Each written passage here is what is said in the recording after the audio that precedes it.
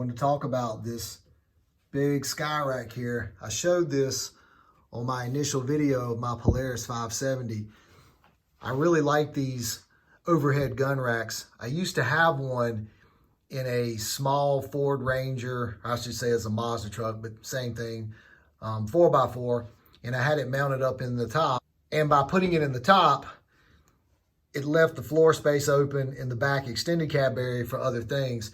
And the cool thing about this, and depending on how your truck's set up or how tall the person is, but in my Mazda pickup truck, the roof line here was down lower. So when anybody walked up, you'd have to squat down and look up to see the gun rack up here, because anybody walked up, the roof was going to be here, so you're automatically looking down into the car if you were looking for something. So it was a good way to kind of keep them out of sight. But when you get these things, they come with those two brackets,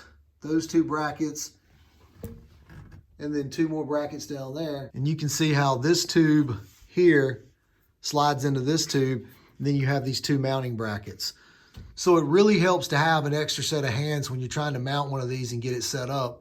It's not impossible to do it by yourself, but it's just a little more aggravating.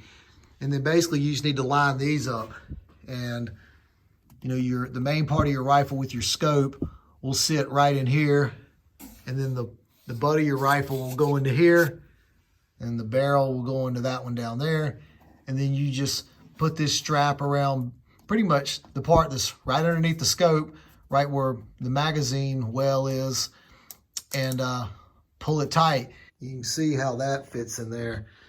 That's a pellet rifle, and it just about goes from side to side because of a long barrel on a pellet rifle.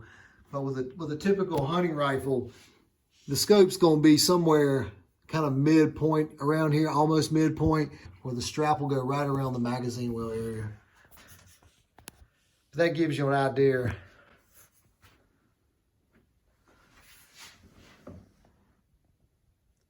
And you can easily fit two rifles in there. And these things will hold good. I mean, I've used one for many, many years, and I like it. So the main reason I wanted to put it in here was, one, to kind of, you know, put it underneath the top. So if I'm ever somewhere and it's raining, at least I've got some protection as I'm riding around.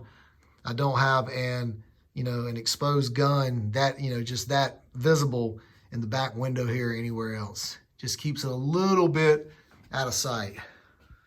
These things are really cool, and they're easy to set up.